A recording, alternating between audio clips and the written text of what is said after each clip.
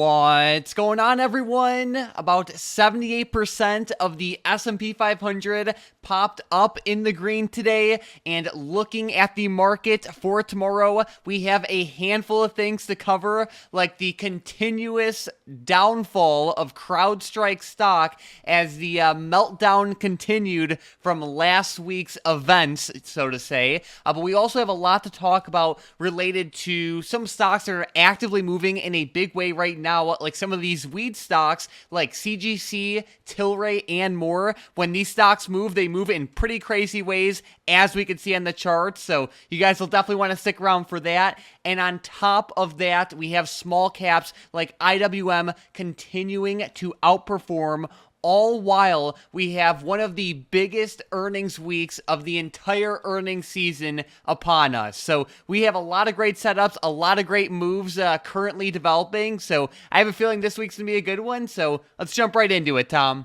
Yeah, today's going to be an awesome video, especially with the weed stocks coming up. But firstly, the market today was pretty choppy from open. You can see the SPY started bouncing all over the place from an open to close basis. It didn't really have too much like upwards price action there. The main move came in pre-market on that gap up, but nonetheless, we will say the market was up 1% today. But one sector that was not up 1% was the marijuana sector, as you said. CGC is up 17.11% today.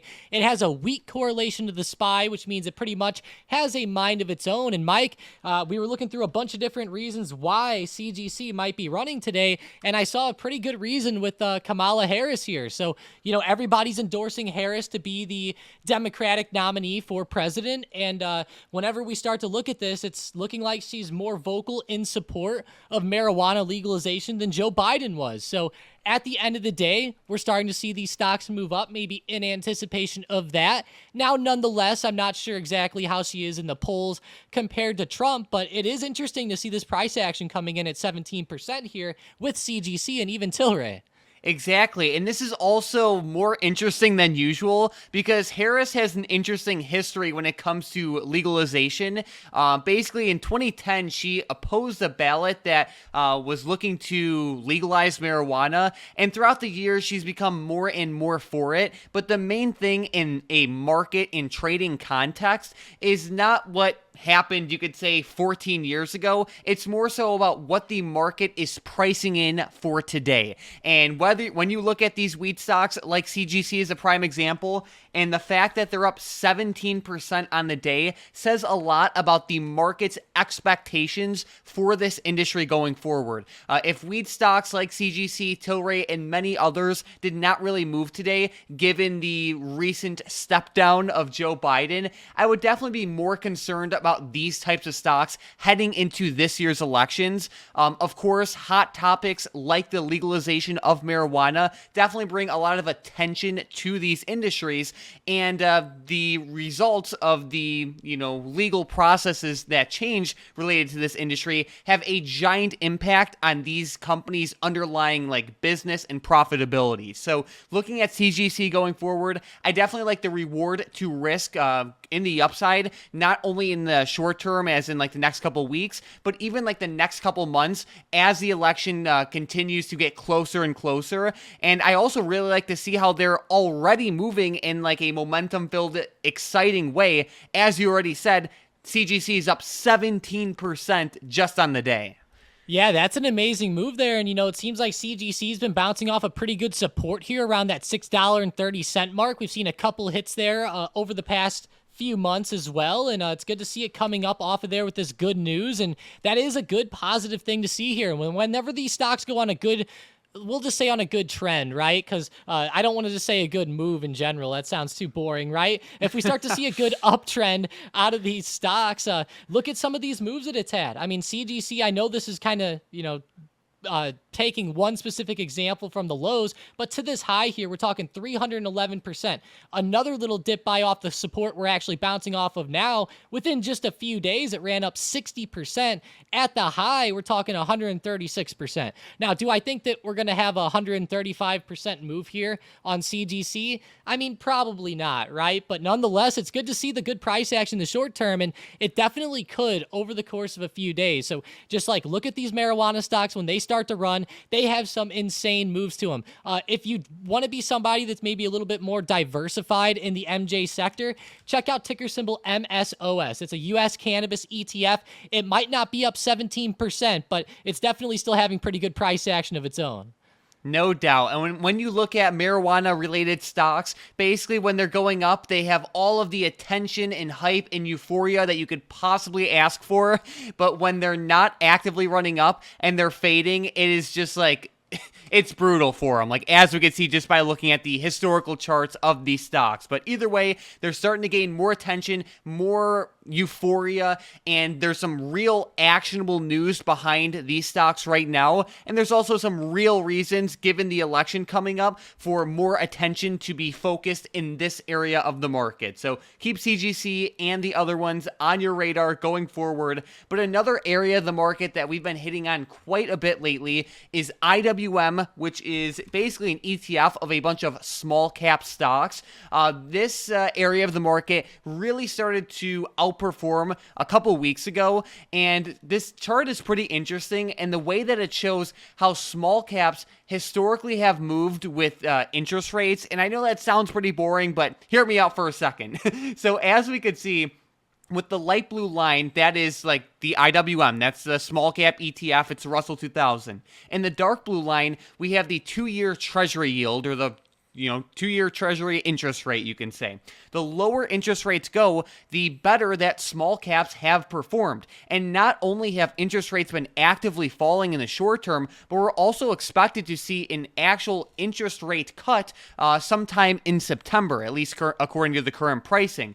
So there are also some real reasons behind this recent move with IWM, but what's even more exciting is that we could see today IWM had a great move to the upside, and interest rates actually rose up a little bit. So what that ultimately shows in plain English is that, yes, IWM has definitely been benefiting quite a bit from the recent decrease in interest rates, but it's even continuing to benefit when rates, move up a little bit in the short term, which shows tremendous strength with IWM right now. So I just want to circle back on that, because IWM is a stock that we talked about quite a bit over this recent uptrend, and it's awesome to see like continued strength like this, especially on a day where it might not necessarily deserve that strength, but it did anyways.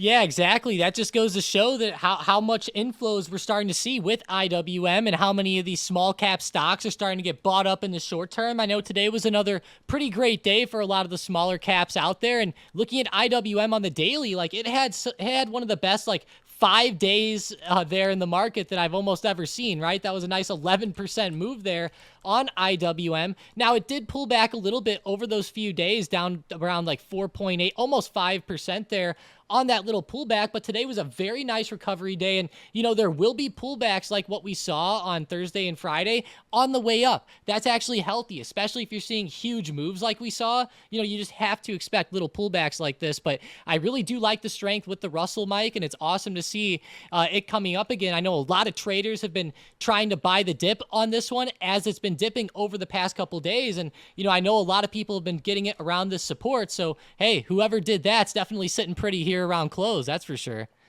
No doubt about that. And Tom, as we've been saying, we are heading into peak earnings mode right now. And as we could see by the chart right here, we are in week 3 of earnings season, which is basically the biggest week of the entire season. Next week will be giant too, but looking more specifically at this week's lineup for tomorrow after close, we have Tesla, Google, Enphase, and Visa, just to name a few. Before open, we have Spotify, UPS, Coca-Cola, Lockheed Martin, and others. And as we look throughout the rest of the week, there's no shortage of some crazy earnings action.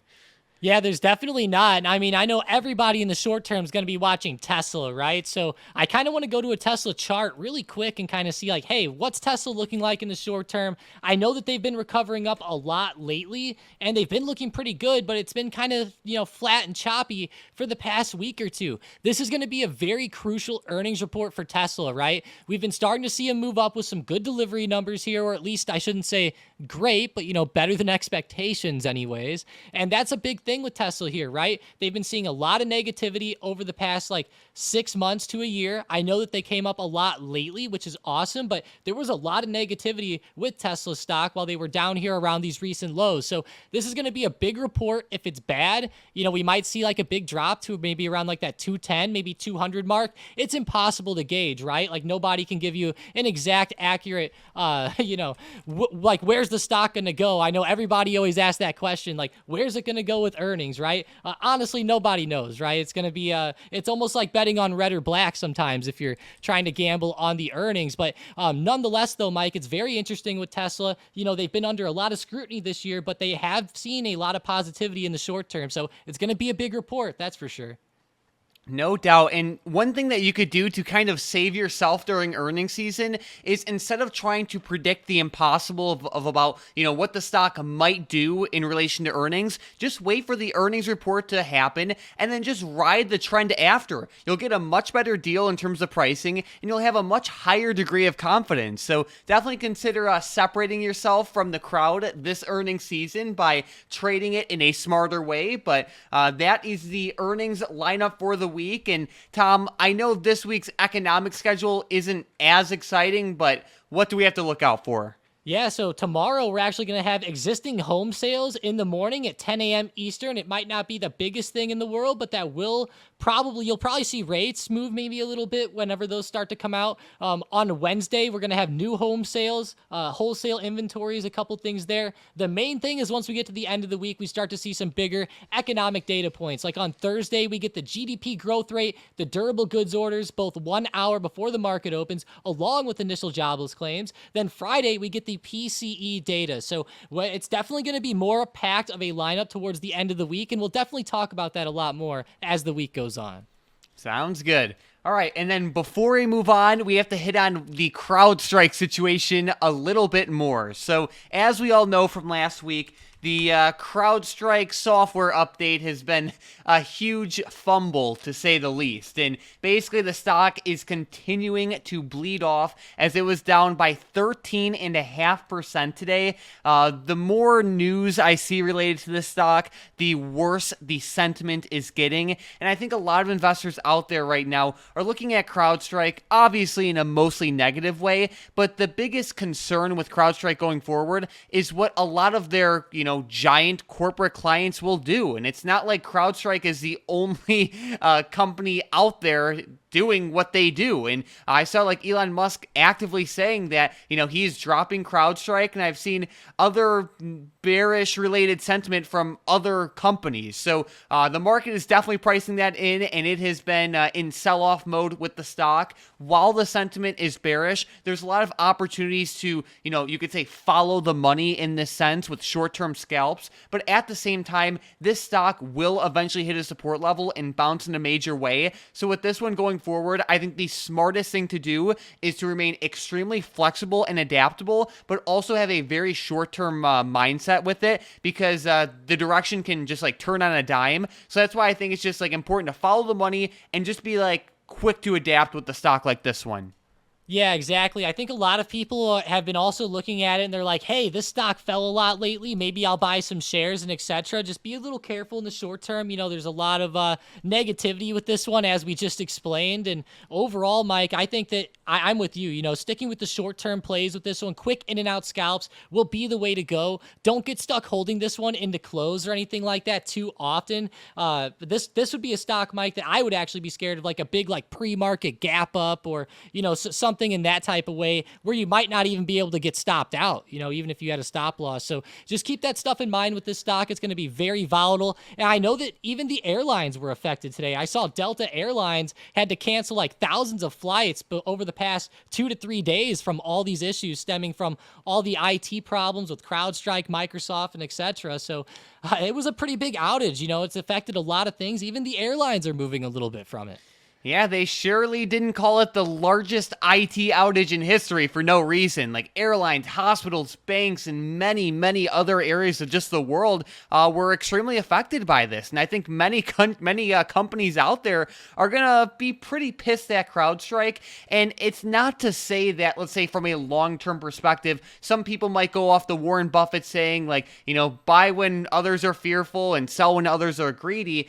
And while there is a lot of fear with CrowdStrike right now, I still don't think it's necessarily the bottom right now. Is buying the dip the worst thing to do? No, probably not. But I think you could get a much better deal by waiting with this one. So over the next couple weeks and months, I'll definitely have CrowdStrike on my radar for maybe eventually a possible dip buy, but I would want to see it fall a lot more before that happens. But either way, I definitely want to touch on this one as it's so relevant in the market right now. But besides that, Tom, let's get into the good stuff, which are some setups and predictions. A stock I'm watching very closely right now is CGC.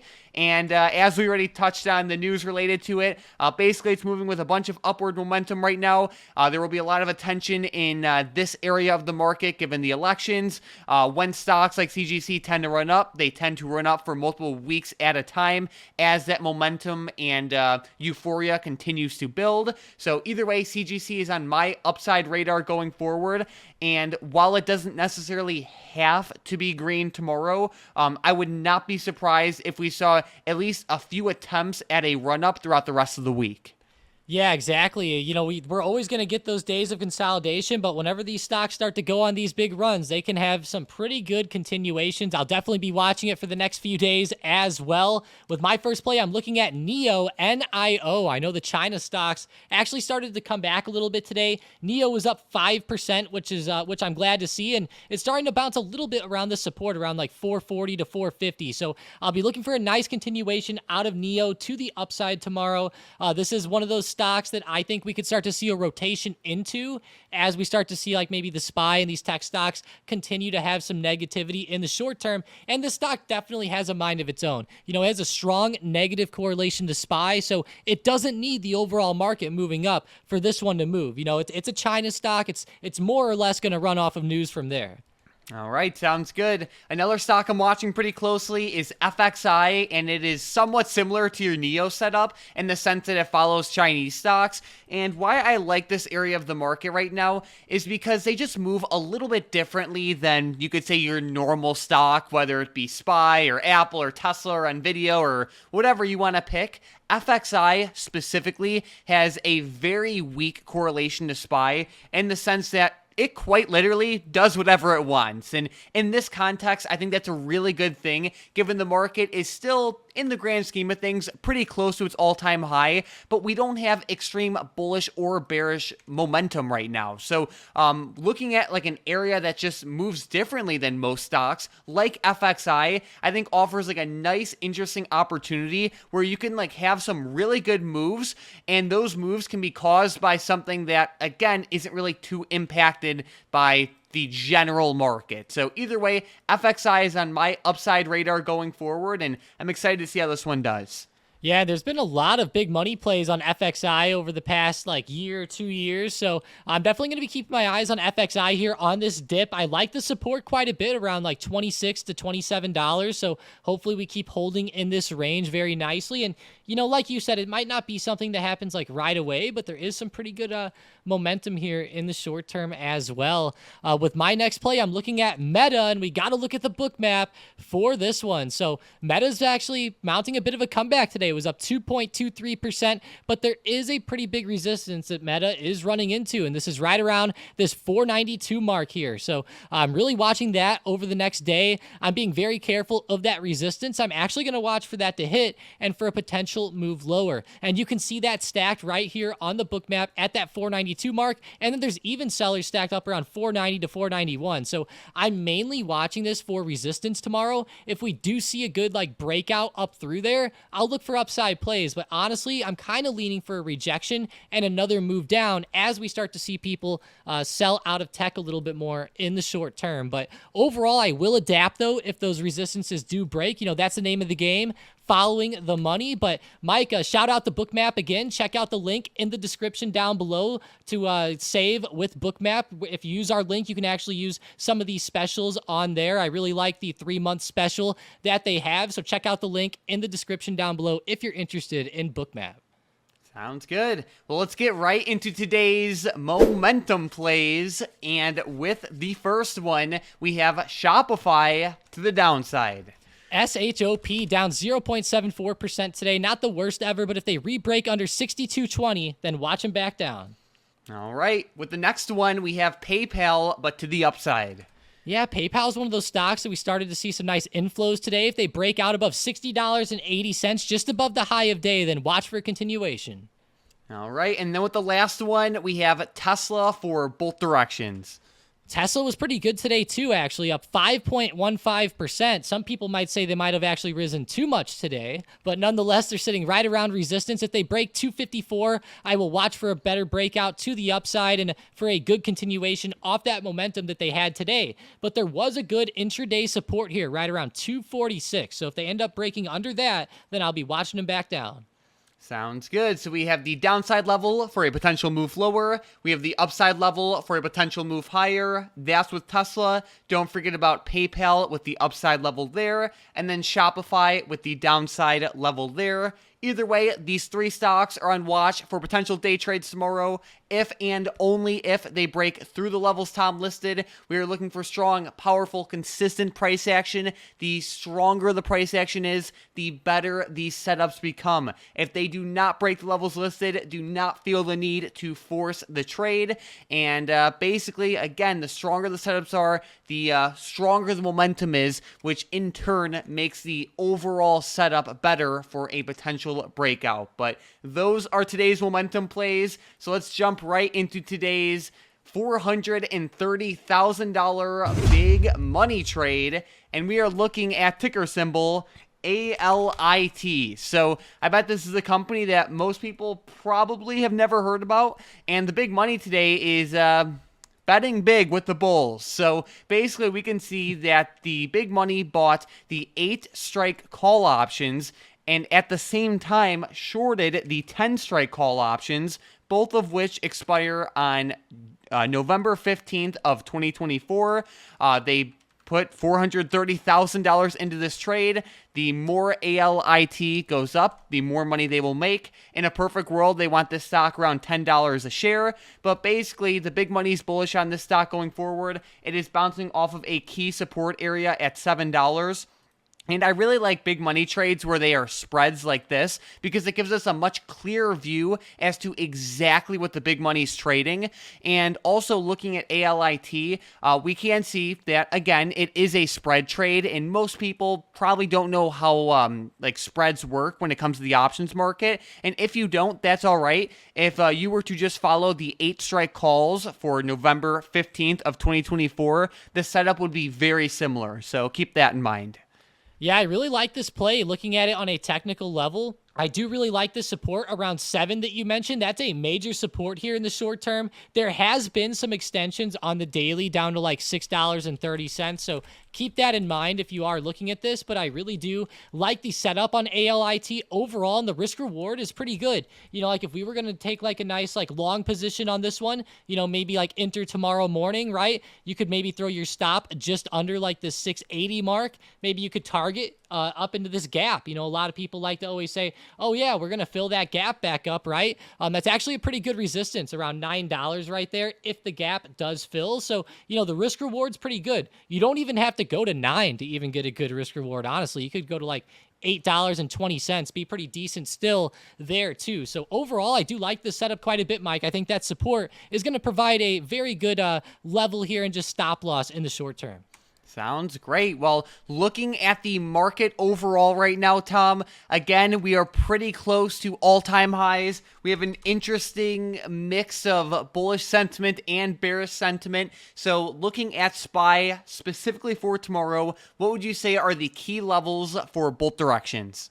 Yeah, today was pretty big. SPY ended up bouncing a lot around the 554.30 resistance that I've had on the chart for quite a while here. So that was pretty good to see. It ended up holding that and breaking at the end of day. So if we see a good breakout above 555.50 tomorrow, I'll be looking for a test of 556.80. You can see I'm circling that right on the chart where that price action was right around that 556.80 mark. So be watching that to the upside. Also past there, I'll be watching 558 and then 559. That'll be pretty huge before we hit 560. And 560, I think, is going to be the most major level coming up over the next couple days if the SPY continues to rise, right? If it falls down, watch that 551 support from today and then 548.50 from Friday. But that's what I'm looking at for the SPY, Mike. I know right now the SPY seems pretty flat and choppy. People might like the levels on IWM right now a little bit better as well, and it'd be awesome to see a test of like 226 over the next couple days.